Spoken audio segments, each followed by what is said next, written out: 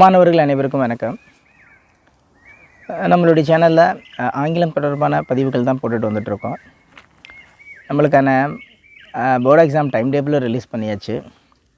கொஞ்சம் பேர் சூப்பராக ப்ரிப்பேர் பண்ணியிருப்பீங்க, கொஞ்சம் பேர் கொஞ்சம் பதட்டமாகவே இருப்பீங்க, இன்னும் கொஞ்சம் பேர் பார்த்துக்கலாம் படிச்சுக்கலான் இருப்பீங்க.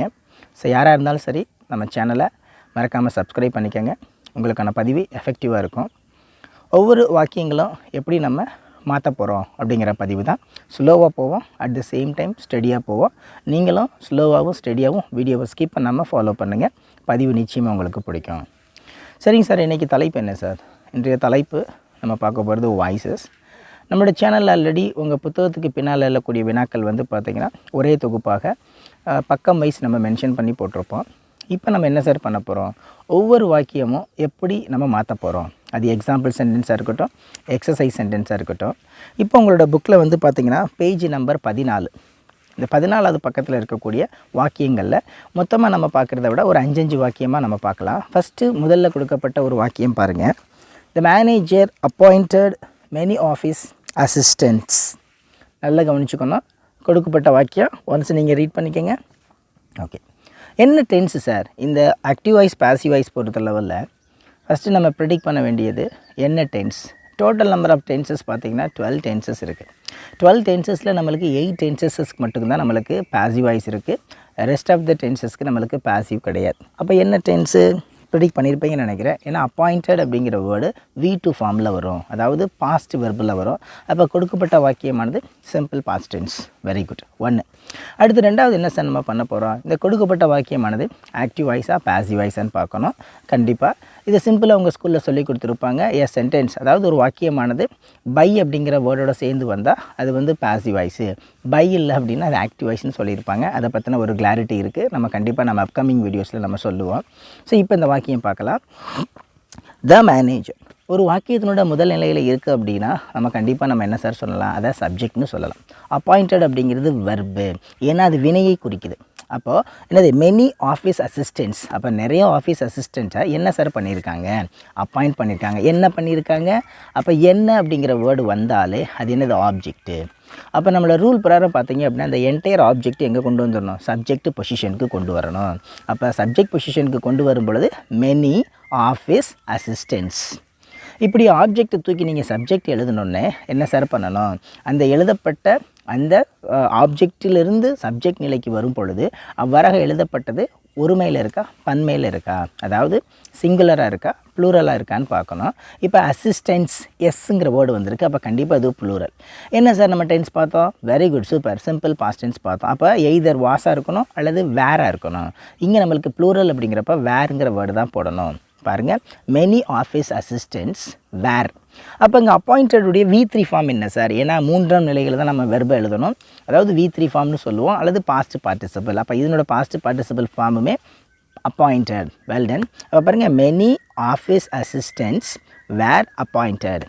இப்போ சப்ஜெக்ட் என்ன சார்? நம்ம கொடுக்கப்பட்ட வாக்கியத்தில் த மேனேஜர். அந்த சப்ஜெக்ட் என்பது ஆப்ஜெக்ட் நிலைக்கு போகும் அலாங் வித் த வேர்டு, அதாவது எந்த வார்த்தையோடு சேர்ந்து? பை அப்படிங்கிற வார்த்தையோடு சேர்ந்து. இப்போ பாருங்கள், சென்டென்ஸ் முழுமை பெற்றிருக்கும் பாருங்கள். Very good. Many office assistants were appointed by the manager. முதல் வாக்கியம் எல்லாத்துக்கும் புரிஞ்சிருக்கும்னு நினைக்கிறேன். 2வது வாக்கியம் பாருங்கள். You are making a cake now. இந்த நவ் அப்படிங்கிற வேர்டு பார்த்திங்கன்னா கீவேர்டு. எந்த டென்ஸோட கீவேர்டு? எக்ஸாக்ட்லி ப்ரெசன்ட் கண்டினியூஸ் டென்ஸோடைய கீவேர்டு. அப்போ கொடுக்கப்பட்ட வாக்கியம் எந்த நிலையில் இருக்குது? ப்ரெசன்ட் கண்டினியூஸில் இருக்குது. அது ஆக்டிவாக பாசிவாக? உங்களுடைய பாலிசியிலே நான் வரேன். பைங்கிற வேர்டு கொடுக்கல, அதனால் இது ஒரு ஆக்டிவ். ஏன்னா அந்த டேர்ம் வரும்பொழுது எக்ஸ்பிளைன் பண்ணுறேன். அப்போ பாசிவில் மாற்றுறதுக்கு என்ன சார் பண்ணுவான்? நவ்வுங்கிறது இங்கே என்ன சார்? ஆப்ஜெக்டா சார்? நவ்வுங்கிறது அட்வர்பியல் சீரீஸ், அதாவது காலத்தை குறிக்கக்கூடிய ஒரு வேர்டு. அப்போ அதை நம்ம ஒரி பண்ணிக்கக்கூடாது. பாருங்கள், நான் மறுபடியும் சென்டென்ஸ் வாசிக்கிறேன் பாருங்கள். You are making a cake. So right, நீங்கள் என்ன மேக் பண்ணிக்கிட்டு இருக்கீங்க? என்ன மேக் பண்ணிக்கிட்டு இருக்கீங்க? எ கேக். அப்போ என்னங்கிற வேர்டுனால என்ன சொன்னேன்? ஆப்ஜெக்ட்டு. அப்போ அந்த ஆப்ஜெக்ட் இப்போ சப்ஜெக்டை நம்ம பிக் பண்ணலாமா? எ கேக். அப்போ இங்கே எழுதும் பொழுது சப்ஜெக்ட் ஆப்ஜெக்ட்லேருந்து சப்ஜெக்டில் எழுதும் பொழுது ஃபஸ்ட் லெட்டர் அதே மாதிரி எப்படி இருக்கணும்? கேபிட்டல் இருக்கணும். அப்போ எ கேக். எ கேக்குங்கிறது சிங்குலராக ப்ளூரலாக? சிங்குலர் தான். ப்ரெசன்ட் கண்டினியூஸ் பொறுத்த லெவலில் நம்மளுக்கு என்னன்னு பார்த்தீங்கன்னா ஆக்டிவாக இருக்கட்டும் பாசிவாக இருக்கட்டும் சேம் ஆக்சிலரி வெர்பு தான். அதாவது ஆம், இஸ், ஆர் தான். அது சப்ஜெக்டினுடைய நிலையை பொறுத்து. அப்போ எ கேக் அப்படிங்கிறது என்னது? சிங்குலர். அப்போ எ கேக் இஸ் நெக்ஸ்ட் என்ன சார் பண்ணணும்? கொடுக்கப்பட்ட வாக்கியம் என்னது? Continuous tense. அப்போ கண்டினியூஸ் டென்ஸ்னால் எந்த வேர்டு ஆட் பண்ணணும்? Being. Well done. A cake is being. என்னது? மேக் அப்படிங்கிற வேர்டு கொடுத்துருக்காங்க. ஐ மீன் மேக்கிங்கில் ஐஎன்ஜியை பிக் பண்ணுறோம்னா மேக். அப்போ அதோட பாஸ்ட் பார்ட்டிசிபிள் ஃபார்ம் என்ன sir? Make will become what? Made. Into past participle also made. V2க்கும் மேடு தான், V3க்கும் மேடு தான். A cake is being mat. Right, good. Balance நம்ம கையில் இருக்குது யூன்றது. அப்போ பை யூ நவ் அல்லது now by you. So alternate additional வேர்டை பொறுத்தளவில் நீங்கள் என்ன பண்ணிக்கலாம்? பிஃபோர் ஆப்ஜெக்ட்டுக்கு முன்னால் எழுதிக்கலாம் அல்லது ஆஃப்டர் ஆப்ஜெக்ட் முன்னால் எழுதிக்கலாம். ரெண்டாவது வாக்கியம் புரிஞ்சிருக்கும்னு நினைக்கிறேன். மூன்றாவது வாக்கியம் போகலாம். The portrait was painted by my grandmother. கவனிங்க, தட் போர்ட்ரேட். போர்ட்ரேட் அப்படின்னா பிக்சர் அப்படின்னு சொல்லுவாங்க. நீங்கள் 11th வந்தீங்கன்னா உங்களுக்கு தெரியும், ஒரு லெசன் கொடுத்துருப்பாங்க. ஃபஸ்ட் லெசன் இங்கிலீஷில் த போர்ட்ரேட் ஆஃப் எ லேடின்னு கொடுத்துருப்பாங்க. அப்போ போர்ட்ரேட் அப்படின்னா பிக்சர்னு அர்த்தம். Right, good. ஸோ அப்போ என்ன சார் டென்ஸ் கொடுத்துருக்காங்க? ஏன்னா வாஸ் ப்ளஸ் V3 இருக்குது. அது போக பைங்கிற வேர்டு இருக்குது உங்களோட பாலிசியில். அப்போ பைன்றது என்ன சொல்லுவா? Passive voice. இதை தாண்டி வெர்புடைய அப்பியரன்ஸ் பாருங்கள், வாஸ் ப்ளஸ் V3. ஸோ இந்த டென்ஸுக்கான ரூல் நம்ம கண்டிப்பாக அடுத்த வீடியோவில் நான் சொல்கிறேன். சொன்னீங்கன்னா கண்டிப்பாக உங்களுக்கு டென்ஸ் எப்படிங்கிறது புரிய வரும். அது ஆக்டிவ் வாய்ஸ் சீரீஸாக பாசிவ் வாய்ஸ் சீரீஸானு. Right, good. இப்போ கொடுக்கப்படுது பாசிவ் நாச்சு. இப்போ சிம்பிளியா ஃப்ரம் பாசிவ்லேருந்து நீங்கள் ஆக்டிவ் மாற்றுறது ரொம்ப ரொம்ப ஈஸி. இப்போ பாருங்கள், இந்த வாக்கியத்தில் 2 வேர்டை நம்ம கட் பண்ணிடலாம். என்னென்ன வேர்டு? பைங்கிற வேர்டை அடிச்சு விட்ருங்க. அட் த சேம் டைம் பாருங்கள், வாஸ் அப்படிங்கிற ஒரு வேர்டு இருக்குது. அந்த வாஸையும் கட் பண்ணுங்கள். கட் பண்ணிட்டா பேலன்ஸ் என்ன இருக்குன்னு பாருங்கள். That portrait painted my grandmother. இப்போ இந்த வாக்கியத்தில் பாருங்கள், தட் போர்ட்ரேட்டுங்கிறது இந்த கொடுக்கப்பட்ட வாக்கியத்தில் சப்ஜெக்டாக இருக்குது. மை கிராண்ட்மதருங்கிறது கொடுக்கப்பட்ட வாக்கியத்தில் ஆப்ஜெக்டாக இருக்குது. அந்த ஆப்ஜெக்ட்டை தூக்கி சப்ஜெக்டாக கொண்டு வாங்க. அப்போ மை கிராண்ட்மதர். நடுவில் நம்மளுக்கு என்ன வருதுச்சு? பெயிண்டட். V3 form. V3ங்கிறது V2வாக கன்வெர்ட் ஆனால் பெயிண்டட் தான். அப்போ மை கிராண்ட்மதர் பெயிண்டட். அந்த சப்ஜெக்ட் ஆப்ஜெக்டாக வரும்பொழுது அப்படி தான் வரும். That portrait. எவ்வளோ சிம்பிள் பார்த்தீங்களா? இடையில இருக்க 2 வேர்டை கட் பண்ணால் போதும். அப்படியே அந்த இருக்கக்கூடிய வேர்ட்ஸை ரீஅரேஞ்ச் பண்ணணும்னா your answer is good. Super. 4th sentence பாருங்கள். Malini had bought a colourful hat for her daughter. So பாருங்கள், மாலினி அப்படிங்கிறவங்க என்ன பண்ணியிருக்காங்க அப்படின்னா வாங்கினாங்களாம். என்ன அப்படின்னா கலர்ஃபுல் ஹேட். ஹேட் அப்படின்னா தொப்பின்னு சொல்லுவாங்க. வாங்கியிருக்காங்க. யாருக்காக? பட்டு ஃபார் ஹர் டாட்டர், அவளுடைய மகளுக்காக வாங்கியிருக்காங்க. அப்போ ஃபார் அப்படிங்கிற ஒரு வேர்டு வருது சார். ஒரு கொடுக்கப்பட்ட வாக்கியத்தில் ஆஃப்டர் ப்ரிப்போசிஷன், மேக்ஸிமம் பார்த்திங்கன்னா ஆஃப்டர் ப்ரிப்போசிஷனுக்கு அப்புறம் ஒரு வார்த்தைகளானது கன்வே ஆச்சு அப்படின்னா அது நம்ம அடிஷ்னல் வேர்ட்ஸ் அதை நீங்கள் டிக்ளேர் பண்ணிக்கணும். இதில் சம் எக்ஸப்ஷனல்ஸ் இருக்குது. அந்த எக்ஸப்ஷனல்ஸ் நம்ம அடுத்தடுத்த சீரீஸில் சொல்கிறேன். இப்போ இந்த சீரீஸில் ஃபார் ஹர் டாட்டருங்கிறது அடிஷ்னல். அப்போ அடிஷ்னல் ஓரமாக வச்சுருங்க. ரெஸ்ட் ஆஃப் த வேர்ட்ஸை பாருங்கள். Malini hat bought what?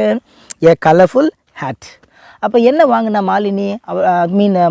Malini என்ன வாங்கினாங்க? கலர்ஃபுல் ஹேட் வாங்கியிருக்காங்க. யாருக்கு வாங்கினாங்க அப்படிங்கிறப்ப அது அடிஷ்னல் சீரீஸ். இப்போதைக்கு அது நம்மளுக்கு தேவையே கிடையாது. அதை பற்றி ஒரி பண்ணிக்க வேண்டாம். Okay, a colourful hat. இது என்னது? ஆப்ஜெக்ட். என்ன வாங்கினாங்க? Colourful hat. அப்போ ஆப்ஜெக்டை சப்ஜெக்டை கொண்டு வாங்க. A colourful hat. இதில் நம்மளுக்கு சிங்குலராக ப்ளூரலான்னு பார்க்கலாம். பார்க்குறதுக்கு முன்னால் என்ன டென்ஸில் இருக்குது? Past perfect. பாஸ்ட் பர்ஃபெக்ட் பொறுத்தளவு நீங்கள் ஒரி பண்ணிக்க அவசியமே கிடையாது. ஏன்னா பாஸ்ட் பர்ஃபெக்டில் நம்மளுடைய ஆக்சிலரி வெர்பு ஒன்லி ஹேடு தான். அது சிங்குலராக இருந்தாலும் சரி, ப்ளூரலாக இருந்தாலும் சரி. அப்போ கலர்ஃபுல் ஹேட், ஹேடு. என்ன சார் நம்ம பாசிவ் வாய்ஸில் மாற்றுறதுக்கு? ஹேடுக்கு அப்புறம் பீன். அங்கே எப்படி நம்ம கண்டினியூஸ் டென்ஸுக்கு பீயிங்னு போட்டோமோ அதே மாதிரி பர்ஃபெக்ட் டென்ஸுக்கு பீன் அப்படிங்கிற ஒரு வேர்டை சேர்க்கணும். அப்போ a colourful hat hat been bought for her daughter by Malini அல்லது by Malini for her daughter. அப்போ அடிஷ்னல் என்ன பண்ணிக்கலாம் சொன்னேன்? பிஃபோர் ஆப்ஜெக்ட்டுக்கு முன்னாடி நீங்கள் எக்ஸிக்யூட் பண்ணிக்கலாம் அல்லது ஆஃப்டர் ஆப்ஜெக்ட் முன்னாடி நீங்கள் எக்ஸிக்யூட் பண்ணிக்கலாம். உங்களுக்கு 4th சென்டென்ஸ் கிளாரிட்டி கிடச்சிருக்கும் நினைக்கிறேன். இப்போ பாருங்கள் 5th சென்டென்ஸ் பார்க்கலாம். 5th சென்டென்ஸ் என்ன பாருங்கள். They have asked me to pay the fine. So அப்போ அவங்க என்கிட்ட கேட்டாங்க. என்ன கேட்டாங்க? ஃபைன் பேப்பர் சொல்லி கேட்டாங்க. Right, good. இப்போ பாருங்கள், நம்மளுக்கு என்ன டென்ஸில் கொடுத்துருக்காங்க? Present perfect tense. இதில் சப்ஜெக்ட் எது? தே. Very good. ஆப்ஜெக்ட் எது? மீ. இந்த மீ பொறுத்த லெவலில் நீங்கள் கேட்கலாம், சார் இது வரைக்கும் நீங்கள் வாட் அப்படிங்கிற வேர்டு தானே சார் நீங்கள் வந்து ஆப்ஜெக்ட்டு சொன்னீங்க. எஸ், ஆப்ஜெக்ட்டை நம்ம ப்ரிடிக்ட் பண்ணக்கூடிய 2 வார்த்தைகள் பார்த்திங்கன்னா, ஒன்று வாட்டு, இன்னொன்று பார்த்திங்கன்னா ஹூம். அப்போ இங்கே நம்மளுக்கு என்ன சார் கொஷினிங் வேர்டு அப்ளிகபிள்னா ஹூம். கிளியரா? அப்போ ஐயை தூக்கி நீங்கள் என்ன பண்ணலாம்? சப்ஜெக்ட் பொசிஷனுக்கு கொண்டு வரலாம். ஆனால் கிவன் சென்டென்ஸில் அது என்னவாக இருக்குது? ஆப்ஜெக்டாக இருக்குது. இப்போ நம்ம சப்ஜெக்டாக மாற்றும் பொழுது மீ வில் பிகம் வாட்? ஐ. ஐக்கு நம்மளுக்கு என்ன சார் பொசசிவ் கரெக்டாக இருக்கும்? ஐ ஹாவ் தான் வரும், ஹேஸ் வரவே வராது. I have. அப்போ நம்மளுக்கு பர்ஃபெக்ட் டென்ஸில் என்ன சார் பண்ணணும்? பீன் அப்படிங்கிற ஒரு வேர்டை பண்ணணும். I have been. ஆல்ரெடி ஆஸ்க்டுங்கிற வேர்டு கொடுத்துருக்காங்க. இது V2க்கும் அதே தான், V3க்கும் அதே தான். பாருங்கள், I have been asked by them to pay the fine. அல்லது to pay the fine by them. So இவ்வளோ தாயா உங்களுக்கு. இப்போ 5 வாக்கியங்கள் நான் முழுமையாக முடிச்சு கொடுத்துருக்கேன்னு நினைக்கிறேன். இந்த 5 வாக்கியங்கள் நிச்சயமாக புரிஞ்சிருக்கும். இதை தாண்டி உங்களுக்கு சந்தேகங்கள் இருந்தால் நீங்கள் கமெண்ட்ஸில் வந்து பார்த்தீங்கன்னா தெரிவிங்க. கண்டிப்பாக உங்களுடைய சந்தேகங்கள் நிறைவு செய்யப்படும். நன்றி. நாம் அடுத்த ஒரு வீடியோவில் சந்திப்போம்.